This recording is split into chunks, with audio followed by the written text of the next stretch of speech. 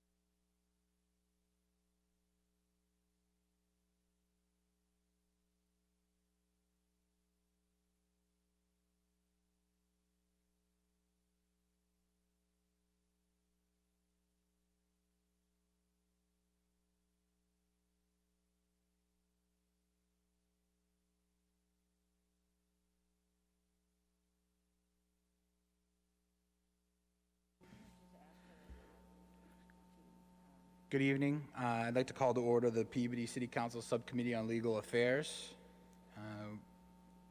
Tonight, we have 4 members of the committee: Councilor McGinn, Councilor Turco, Councilor Rosnell, and myself. And also joining us is Councilor O'Neill. We'll have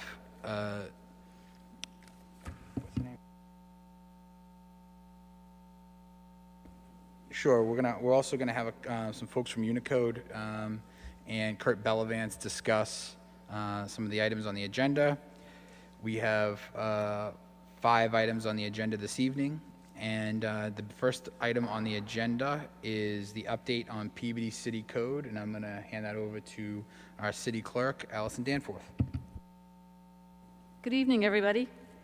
I'm asking the council to endorse the updating of the city code.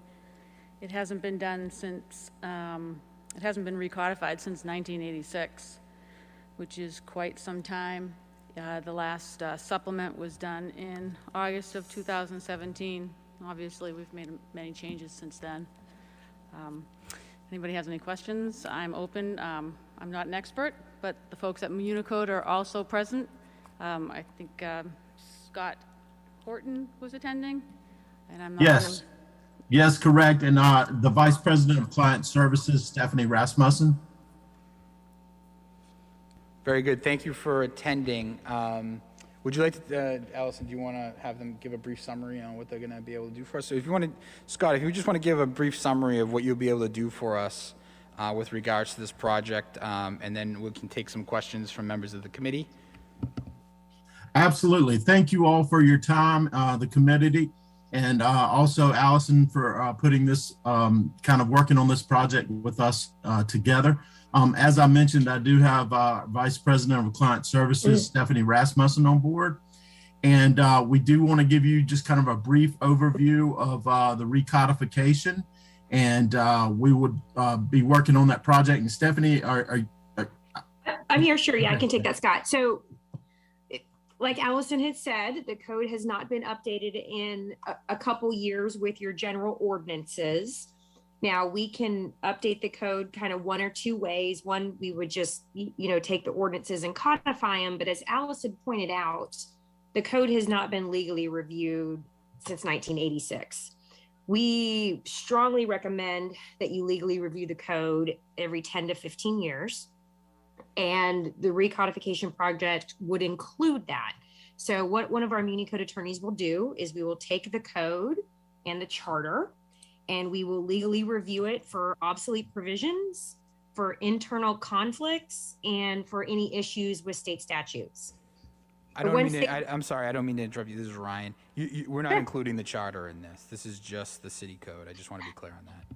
Sure. Well, the charter, they still review the charter to make sure that the code is not in conflict with the charter. We're not going to make any changes to the charter. Okay, so Unicode currently hosts your charter as well. Okay, so definitely you want to ensure. We'll discuss. We'll probably have some questions, but I just wanted to make that clear. Thank you. Sure. Yeah.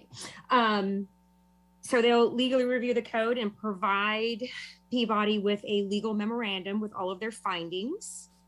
And then we will hold a conference to review all those findings. And then it'll be up to the city to go through and also review that legal memo and either confirm or, alter our finding and say, okay, Unicode, we agree with everything. We should strike those obsolete provisions.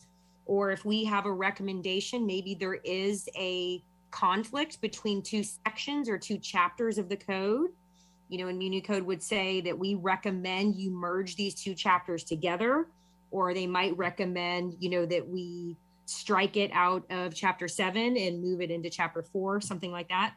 So we would need your approval on those types of situations. If you're out of date with any state statute, we'd recommend that you update that and help you, draft that legislation. We will make sure that all state law references are correct. That happens a lot where there's a citation in the code.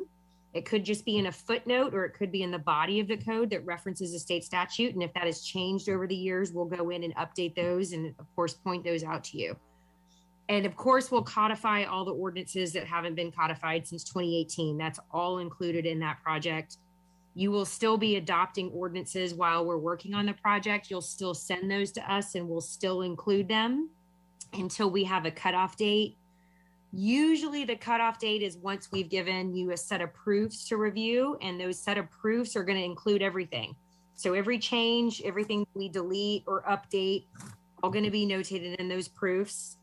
So you'll need to go through and review those and make sure that everything looks correct. Once you return the proofs to us, then we're going to style the code. And by style, we just mean like update the index, make sure the font and everything is consistent, capitalization is consistent, numbering is consistent. We find that over the years, when different attorneys may draft ordinances, they might kind of switch the hierarchy a little bit, and we'll make sure that's consistent. So meaning, they might start a paragraph with a 1, 2, 3, but then another attorney 10 years later would start the paragraph with an ABC in an ordinance. So we'll also make sure that that's correct and your code is very, very consistent, uniform, and clean. We'll provide you with an adoption ordinance, and the attorney can alter the ordinance as they see fit, but then council would need to adopt the entire code going forward, and that adoption ordinance would encompass all the changes that we do through the whole project. And then once it's adopted, then we can, officially post it online, and then you would start using that code moving forward. We also create a table that if we were to reorganize or to move any sections around in the new code, you would have a prior table that'll tell you, in the 1986 code, it was chapter 32-1. In the new code, it's chapter 32-1. So that way you'll have that history so you can trace, what was changed if you need that. So that whole project typically can take about a year, and that includes time for Peabody to review the legal memorandum and to review the proofs. So we've allotted time in there. So if you can always get it back to us swiftly, then we could, make that project maybe move a little bit faster. We're ready to start right away. Allison's been very good about getting us all the material, so we should have everything we need to get started. The only other option would be the zoning legislation, Allison, if you wanted to bring that up. Thank you, Stephanie. Allison, do you have anything to add to that, or? No, I think that just about summarizes it. I just want to make sure that council does know that we will have to adopt this as an ordinance, so. And the Muni Code attorney's here for you. I'm sorry, just give me one moment. Do any members of the committee have any questions regarding what we just heard? Councilor McGinn? Thank you, Mr. Chairman. Through you to the city clerk, does this include salary ordinances as well, or is that separate? Typically, let me pull up your code. Typically, budget, franchise, salary ordinances are not included. Let me look in your general provisions chapter. It's in section 1-9 of your code, if you're curious. Ordinances that are not. Thank you, Stephanie. Councilor McGinn, does that answer your question? It does. Thank you, Mr. Chairman. Councilor Turco? Thank you, Stephanie, for the introduction. It sounds like a lot of work that you do. I'm just curious, so the price, or the number that I'm looking at is $15,000. No, I can't find it. $15,000, $15,900. Are there typically overages involved if you run into problems, or is that a set number? It could be if you adopt an ordinance between now and, let's just say a year from now, if the project takes a year, if you add some extensive legislation in there, that we haven't seen yet, typically it doesn't happen, but it could. Something like that can cause an overage. If you want a second set of proofs, we've gotten that a couple times. If maybe the first set of proofs, you decided, council decided, let's do a term change, let's go through and do a term change because, now's the time to do something like that. So you would go through and say, okay, we're changing Department of labor to department of something else, and we go through and make all those changes, and then you want a second set of proofs, we would charge for a second set of proofs. Some things like that can do that. If we needed to put a not to exceed clause in there, we could do that for you folks. Then of course, if we were to add the zoning, that's still up in the air. That could add to it as well. Thank you very much. No further questions, Mr. Chairman. Thank you. Any other questions from the committee or Councilor O'Neill? Questions? Thank you, Chairman Melville. No questions, but I know that in our packet, we got quite a bit of informative memos from certainly Clerk Danforth telling us why we need to do it, and Peabody Police, Building Inspector, as well as Community Development, talking about why this is so important. It removes that potential ambiguity and allows not only our residents, but businesses and everyone to be able to better enforce our regulations. So it's not sexy in terms of government, but it's very important. So I'm in full support of it. Thank you. Thank you, Councilor O'Neill. If seeing no further questions or comments, to approve this, the motion would be moved to request that His Honor the Mayor submit an appropriation to the City Council to recodify the city code with an estimated cost of $15,900 as provided by the Municipal Code Corporation. So moved. You heard the motion from Councilor Rossignol. Any comment on the motion? Seeing none, roll call vote. Councilors McGinn, Yes. Turco, Yes. Rossignol, Yes. Melville. Yes. Motion carries 4-0.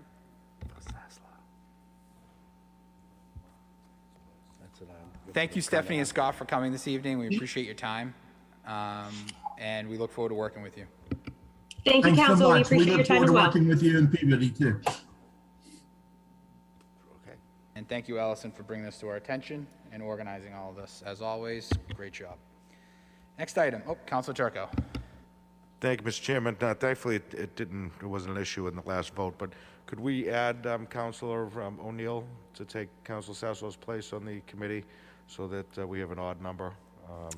I would ask the clerk if there's an issue with the city council president being a member of a committee. Is that an issue? I asked before. Is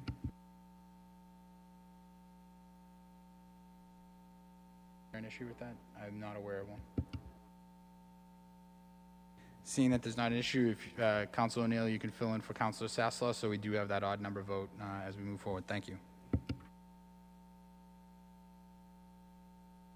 Next item on the agenda, item B, purchase of city-owned land, 0 Outlook Ave, map 115, lot 045. We did have some late communications regarding this particular item. Motion to receive. Would you be willing, Councilor Rosano, to take all the late communications? So moved. Thank you. You heard the motion. Any comment on the motion? Seeing none. All in favor? Any opposed? It's a vote. Have been received. Would Mr. Bellavance, would you like to come to the podium and discuss this particular item?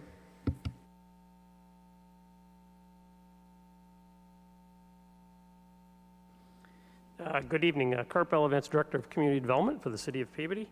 Yes, I'm just responding in regards to a motion to have Community Development Office prepare a memo in regards to the 25 Outlook Ave area. 0 Outlook is a city-owned parcel. It's roughly 5,000 square feet. It's an R1A zoning district. We had a petition requesting to purchase that property. Our office, and we did send out notice to other offices as well. We did not have any issues with the city selling that piece of property. The property, as I said, it's R1A zoning. That's 15,000 square feet required for a buildable lot. If someone was intending to purchase that, they would need to seek a variance in regards to that or acquire additional property in order to build. Thank you, Happy Mr. to answer any questions. Thank you, Mr. Bellavance. We do have the resident here, and I'd like to give her an opportunity to, if she wanted to say a few words, or if you don't want to, that's fine, but I would be happy to have you. State your name and address for the record. Hi, my name is Holly Todd. I'm at 25 Outlook Ave in Peabody, next to the adjacent city lot that's in question. I've rented the home I live in for 17 years. I have a big family. We have 3 children of our own, now 17, 20, and 24. And at the end of 2017, my niece passed away unexpectedly, leaving behind a 10-month-old baby girl, Amelia. So we stepped up and adopted her. And we just want to be able to provide, sorry. We'd like the opportunity to provide them a home and have home ownership. And not only for them, but also to invest in ourselves, you know, that's an investment to have a home. And the market is just not something that is attainable for us right now, with having lost the income for being home with Amelia, now starting all over. She's 4.5 now, but I'm back to being a stay-at-home mom and part-time work. And yeah, I just want to say that it takes one person to care, and John has been wonderful to help me through this process, understanding it, and it just takes one open door or an opportunity to change someone's life, and I think that that's what this would be. Well, thank you very much for coming down. Thank you for having me. Council Turco? Thank you, and thank you, Holly. So, yes, I met Holly, I don't know, 3 or 4 years ago. Actually, Council Melville, I think you may have met Holly with me when we were repaving Outlook Ave. And at that time, Holly was very passionate about the repaving project. And she has been as passionate, if not more passionate, about purchasing this parcel. And when she first brought it to my attention, maybe 2 years ago, if not more, I was the naysayer. I informed Holly of all the setback requirements, lot size requirements, the likelihood of passing ZBA, anything that I could possibly think of to have her prepared for what she was, looking toward if she eventually wanted to put a home on the property. And she has been 100% all in and has looked at every, I think, city code ordinance that we have about building. I realize it's 0.13 acres. She's short on the requirement, so it would be a ZBA approval.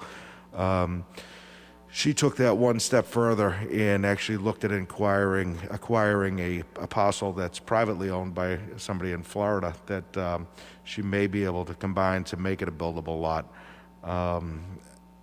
She's been extremely passionate and worked very hard to get to today to purchase this land, and I'm glad that community development supports it. I fully support it.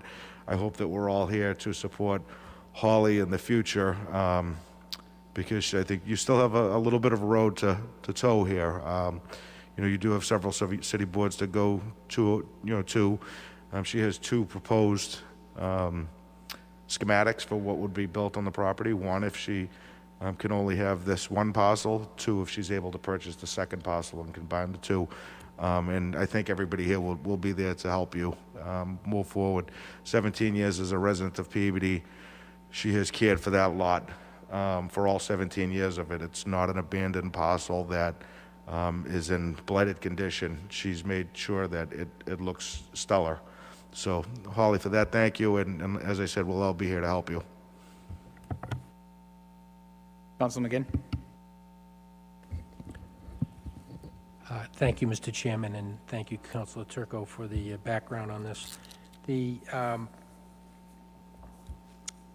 in looking at the application that you filled out, there's a reference to buying a property for $1, and if you wouldn't mind coming up to the microphone, if that would be all right, Mr. Chairman. Absolutely. Thank you. You made reference to maybe somebody that told you that at some point. My understanding of the process is that's very unlikely. So are you clear on that? No, it was just an inquiry. I talked to John about it. He said sometimes it's something that's done. I talked to my neighbors who have bought their adjacent lots, or their abutting lots. I'm not sure the proper terminology. Some have bought them for $1. Some in the lower neighborhoods have bought theirs, for $1. So it was an inquiry. Again, just it's a vacant lot, not being used in any way, shape, or form, not earning any type of lucrative income for the city, and I've been caring for it. So the hope was that I could acquire it and build on it, and then that you guys would get property taxes, and it would be a win for everybody. Yes, thank you. And I mean, the process from here, given that it's appraised at greater than $5,000, would be that an additional current appraisal needs to be done, and then other abutters would also have have the option to express their interest in it as well. Sure. So it's you're clear that it's not like anything that happens tonight in terms Oh, of absolutely. Yes, sir. Yep. that it's not an automatic. I've looked into the whole, yep, everybody has a chance to be notified that I'm interested in it, and then they could, if they're interested in it, it could kind of go to a highest bidder type situation. So I'm just, I'm aware of all of it, and I'm just laying it all on faith right now in hopes that it would be an opportunity that presents itself for my family. Thank you very much. Thank you, Mr. Chairman. Thank you. Thank you, Councilor McGinn. If there's any other questions or comments from the committee, as you see in the Lake Communication 8F, there is a recommendation which we can use in the form of a motion you can shut that. That we can use in the form of a motion with regards to the recommendation of the community development. Thank you, Mr. Chairman. Move to follow the recommendation of community developments for the sale of city-owned parcel known as 0 Outlook Avenue.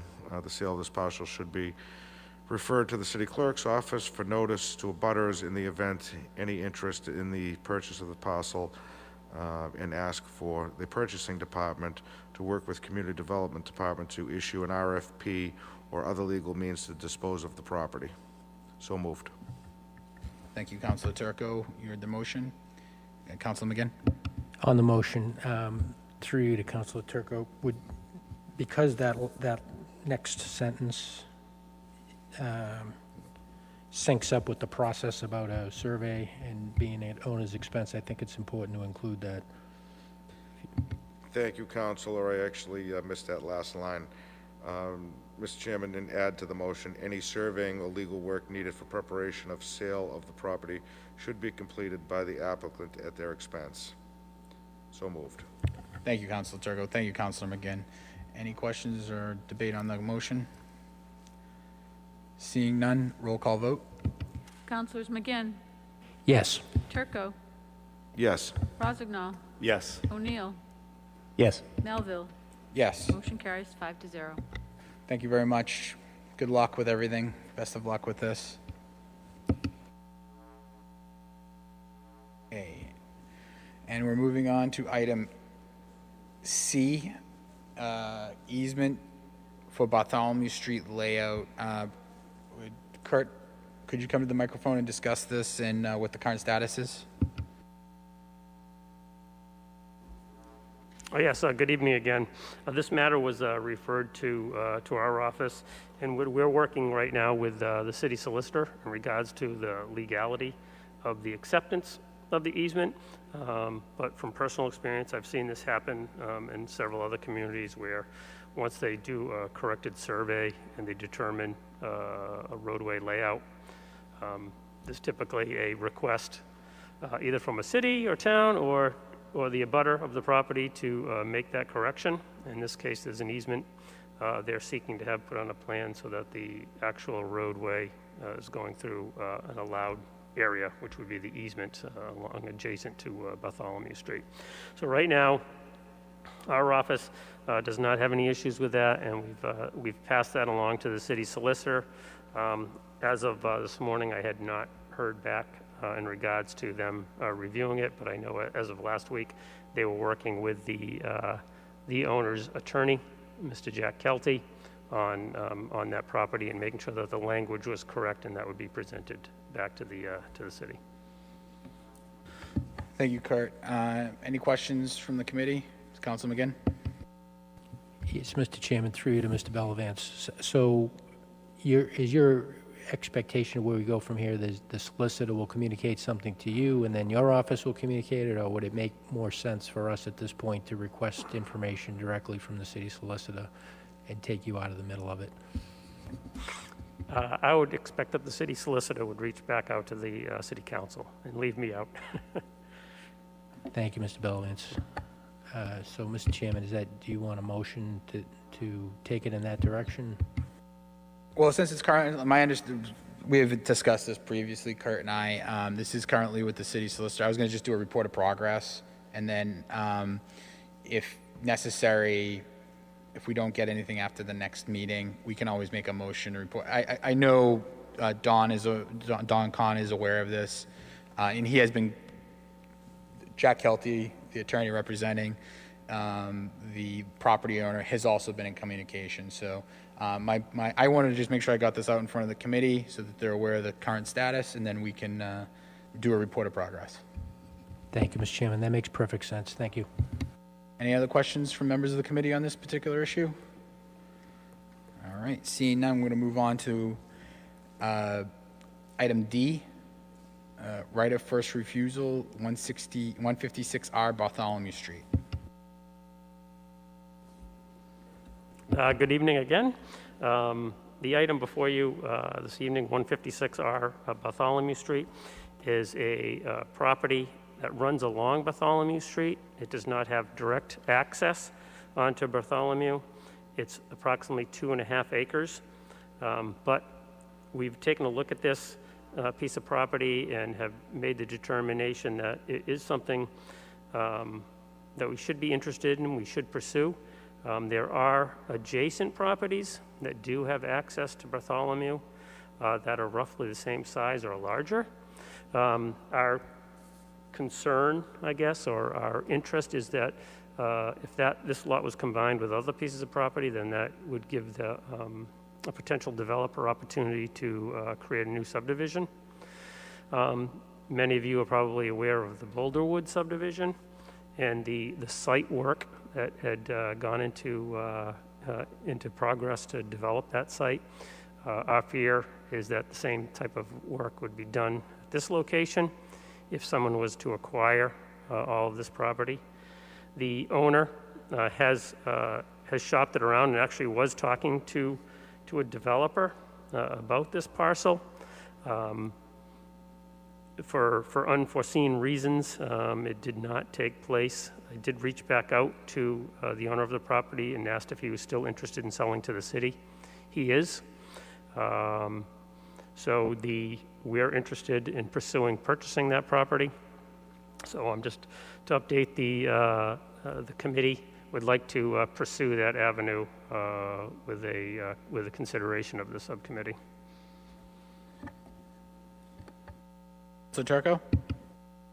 Thank you, Mr. Chairman. Mr. Bellavance, thank you for your recommendation. I completely and wholeheartedly agree that we should move forward with attempting to purchase this property. I think we all know that the Bartholomew Street area could not sustain an additional subdivision, and I'm just glad to see this mayor move forward, as other mayors have, to purchase land to prevent excessive development like this.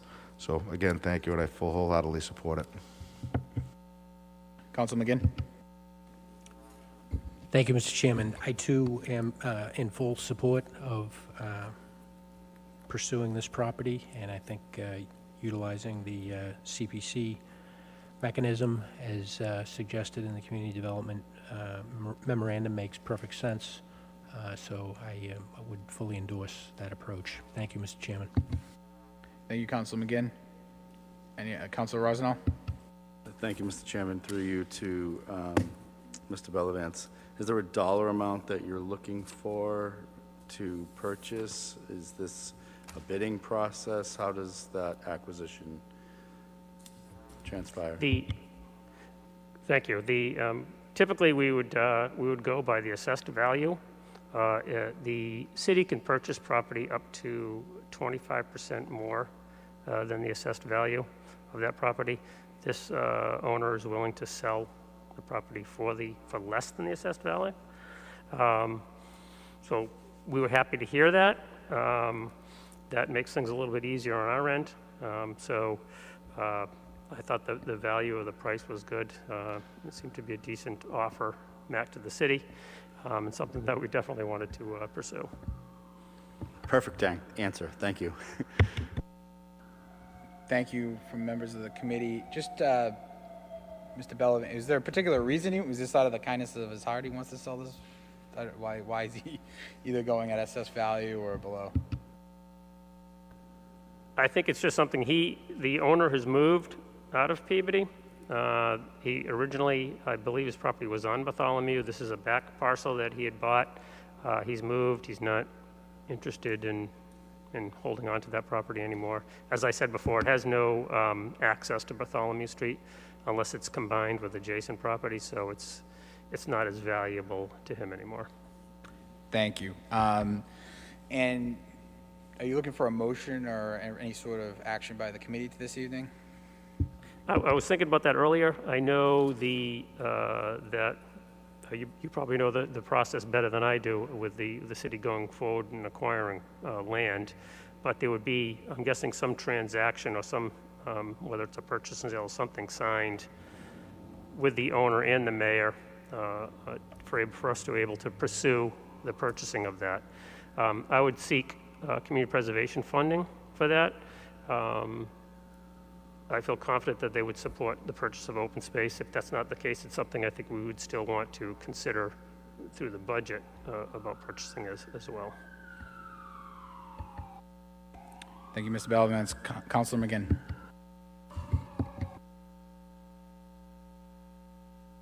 Thank you, Mr. Chairman.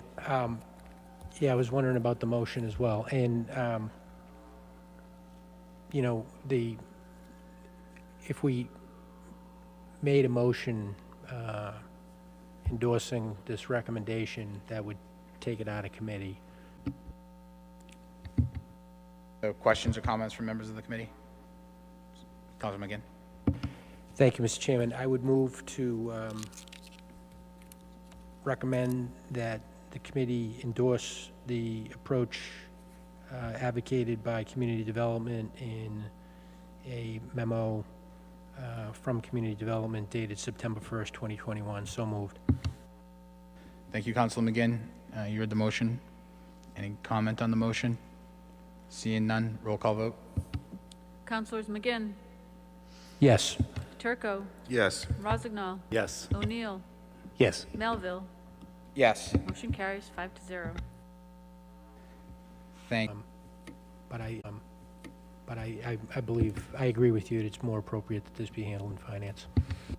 Councilor McGinn, I was the one that made the motion to legal affairs, so I'm as responsible as anybody. So it's we're going to deal with it now. So the motion would be to refer item E, the ordinance amendment, section 18-20, and schedule of compensation for part-time positions in section 18-21, rates of compensation for full-time positions not subject to collective bargaining, to the Finance Committee. So moved. You heard the motion from Councilor McGinn. Any comment on the motion?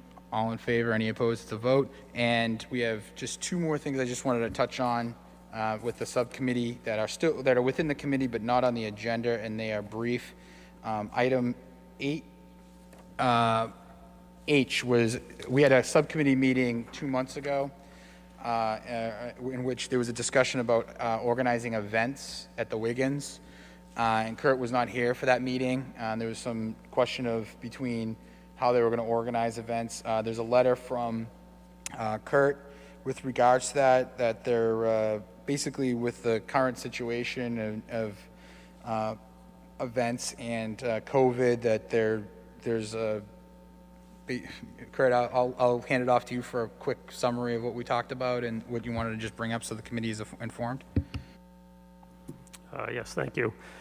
Yes, this was I believe this had started about a couple of years ago, prior to COVID, about speaking about having concerts and events here at the Wigan, renting that out and so forth, and basically taking full advantage of this beautiful hall. But right now, with COVID in place, we're not looking right now to rent out the hall. We're not looking to host concerts or anything of that such here right now. So what we're doing, basically, we're holding off any changes and basically keeping the existing status in place for now. and probably, maybe at a future date, take a look at using the auditorium for bigger and better things. Thank you, Kurt. Any questions or comments from the committee? Seeing none, so that will be a report of committee when, just to bring that up. Councilman McGinn? Thank you, Mr. Chairman. Do you want to move this out of committee, though, at this point? Or- That's actually a good idea, I think, so we can dispose of it. And So I'd move to, that the committee endorse the recommendation of community development on a memorandum from community development dated September 1st, 2021. So moved. Thank you, Councilman McGinn. You heard the motion. Any comment on the motion? All in favor? Any opposed to the vote? One last item, just quickly. We had a, we have an item in the committee that we were not really able to bring out today just because we're waiting on it was made, it was advised that we get a communication from the finance director regarding it. We had an item that was moved to legal affairs, 061, it was item P338-21. It was a letter from a resident regarding real estate tax relief for elderly citizens of Peabody. That's in legal affairs currently, and I think we can have a subcommittee. There will be another subcommittee meeting in the next month or two, but I would like to get a letter from from the finance director on his recommendation with regards to that particular letter from the resident and any action that we could or could not take. Any comments? Councilman McGinn? No comments, Mr. Chairman. I would make that motion if you. Any questions from the committee or comments? Councilman McGinn, the motion is exactly as I just stated it. All in favor, any opposed? It's a vote. And I would entertain a motion to adjourn. Thank you, everybody. We're adjourned.